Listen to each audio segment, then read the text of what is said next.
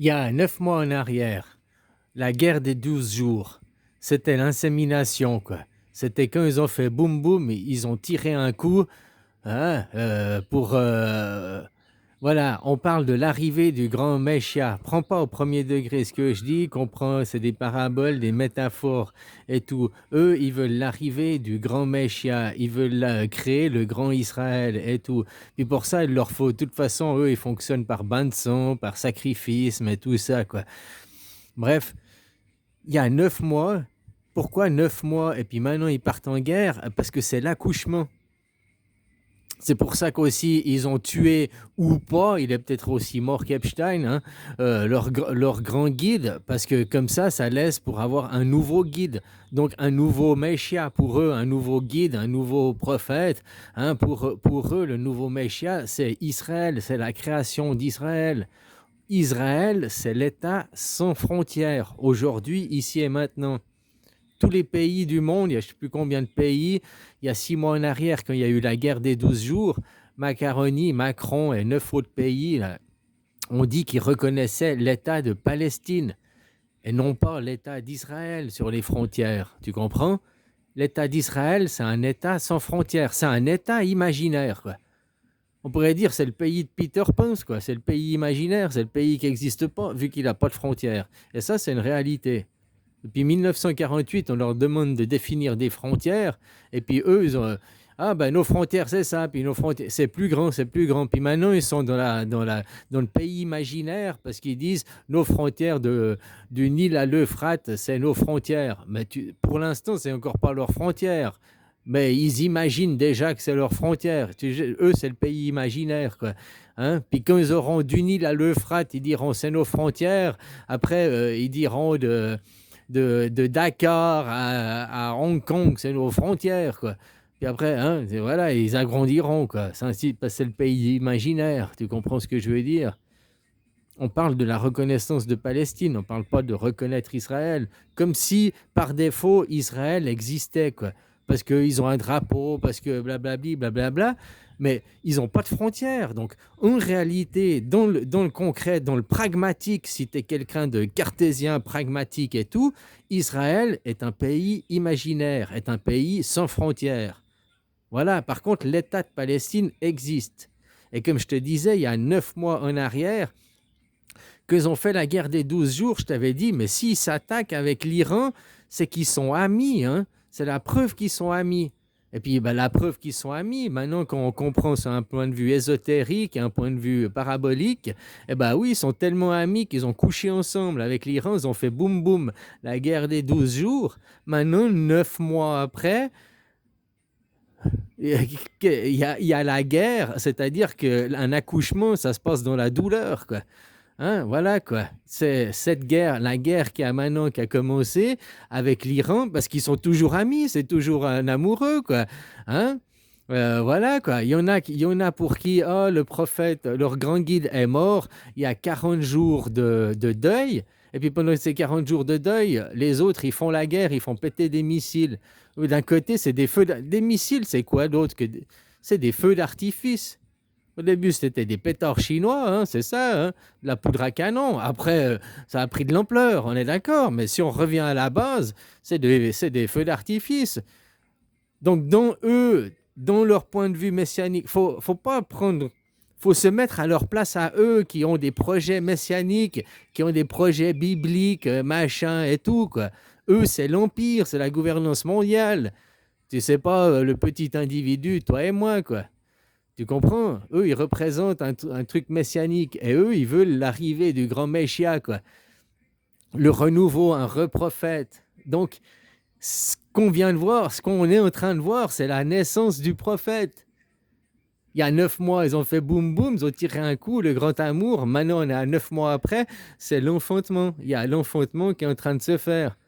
Et puis, je te dis, après, on peut épiloguer, machin. Le grand prophète, ce sera un grand prophète iranien. Un retour, les Iraniens, bah, eux, si on prend la continuité, eux, ils vont créer, ils vont renommer un guide, blablabla, blablabla. C'est les protestants, quoi. Face À qui, à côté, les protestants, ils vont au temple. C'est polythéiste, quoi. C'est pour ça que l'Iran, ça fonctionne, parce qu'il y a beaucoup d'ethnies, et puis ils se font pas la... Il y a pas... Il y a moins de tensions qu'on veut nous faire croire, quoi, parce que c'est le polythéisme qui domine, quoi. Donc, voilà, les ayatollahs, c'est les protestants, quoi. Et puis, les catholiques, c'est les Israéliens, les catholiques, le monothéisme avec la hiérarchisation, hein, tu dois tout au grand seigneur et tout, quoi. Puis pourquoi ils attaquent aussi le Liban? Le Liban, le Hezbollah sont des chiites, sont des protestants. C'est une guerre religieuse, c'est une guerre messianique pour laquelle des religions, les Amériques, ni, il y a un Dieu et un maître. Le maître, c'est le shérif du monde. Et le Dieu, c'est la religion dominante. Aujourd'hui, c'était la religion, le monothéisme qui dominait. Donc le catholicisme, le judaïsme, tout ça, le monothéisme dominait. Même les musulmans aussi, chez eux, c'est le monothéisme qui domine, hein, on va dire. Pour passer dans un monde polythéisme où on ne cherche plus à faire des nettoyages d'ethnie. Et ça, c'est le modèle suisse, très cartésien, très pragmatique. Bon, là, je me mélange un peu les deux, mais je disais, à la base, on est dans une naissance. On voit la naissance de leur grand Messia, de leur grand truc, leur grand retour. Mais eux, ils veulent te mettre un guide suprême, hein, avec un shérif du monde, il y aura un dieu, il y aura un maître. C'est le féodalisme. Ils sont en train de recréer le féodalisme. C'est-à-dire que moi, je te parle en opposition au monde qu'ils te proposent. Eh ben, c'est le monde de ni. Si eux, il y a un Dieu, il y a un maître, ben moi, c'est le Dieu du pragmatisme, ni Dieu, ni maître. On arrête d'être dans un monde imaginaire où l'imaginaire, l'illusoire, des choses illusoires, virtuelles, machin, dirigent nos vies, quoi. Non, pragmatique.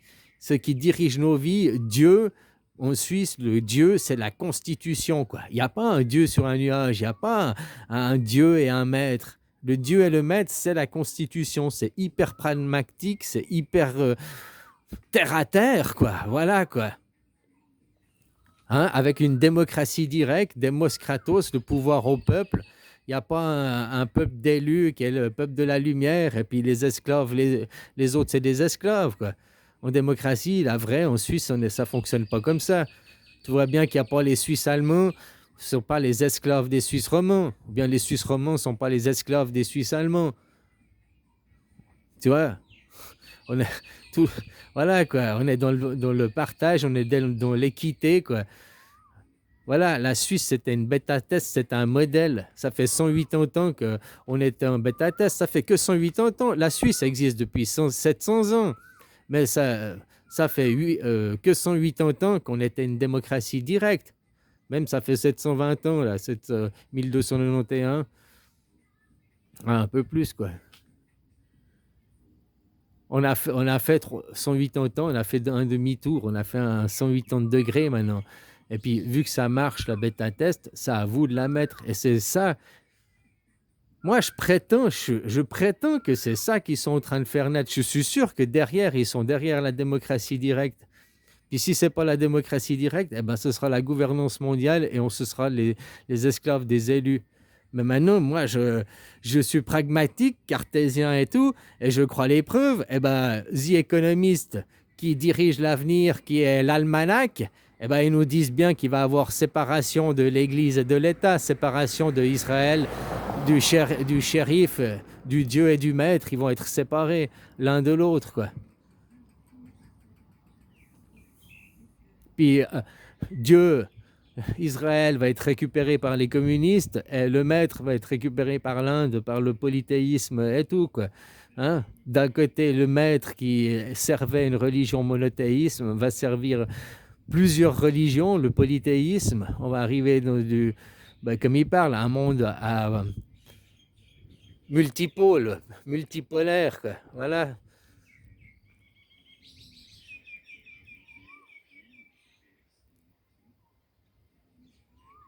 Et les monothéistes, Israël, la religion du pays imaginaire, va apprendre, lui, à pas être le roi, le dictateur, à apprendre à être en commun, et puis à faire que tout le monde aille le partage. Hein? Que les richesses ne sont pas juste pour une ethnie, un groupe, qui est au-dessus des autres, quoi. Voilà.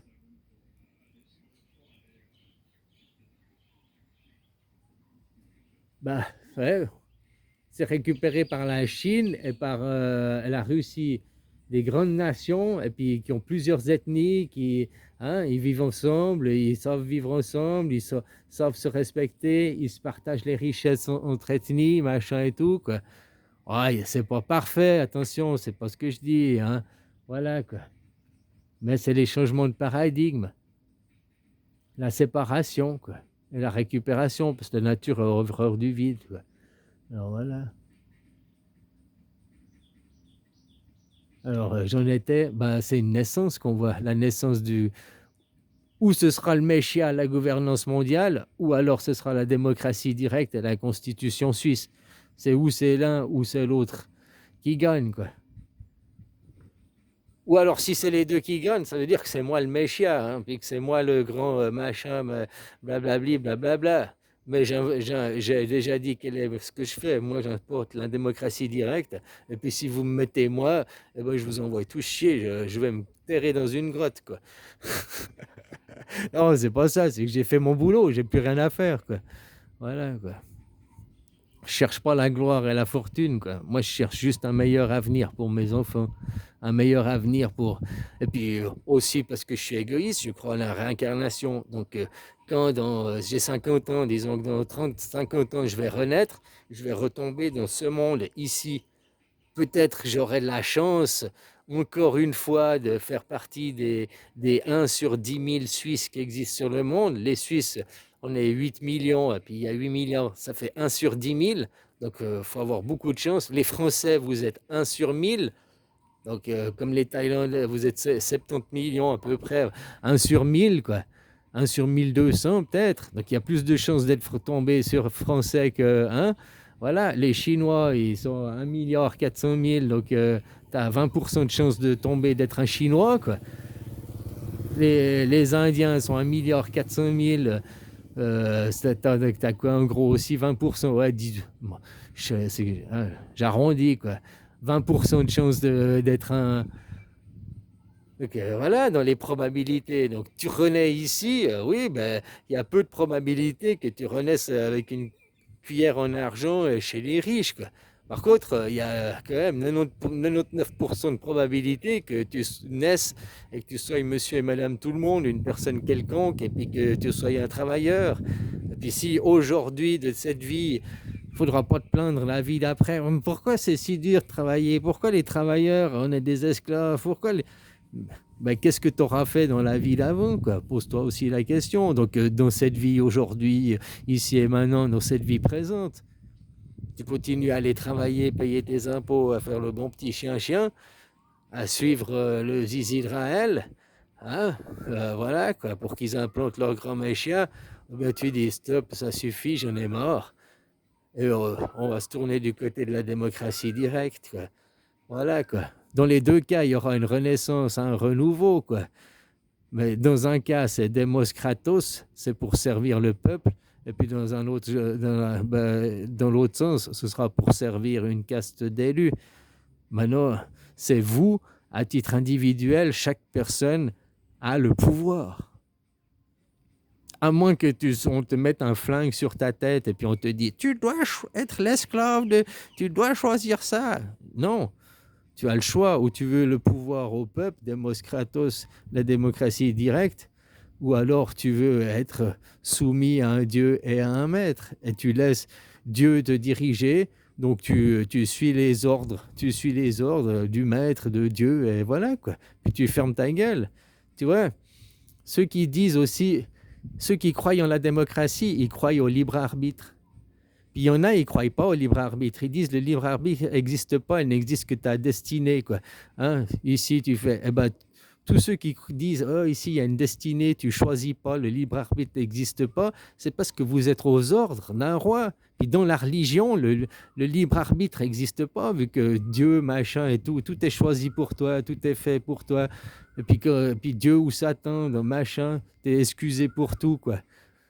Dans la religion, le libre arbitre n'existe pas, quoi. Dans un Dieu et un maître, le libre arbitre, que tu es aux ordres d'un roi, le libre arbitre n'existe pas, quoi. Le libre arbitre, il existe que si tu crois en la démocratie directe, au pouvoir par le peuple. Si tu es dans l'anarchisme, tu sais, voilà, quoi.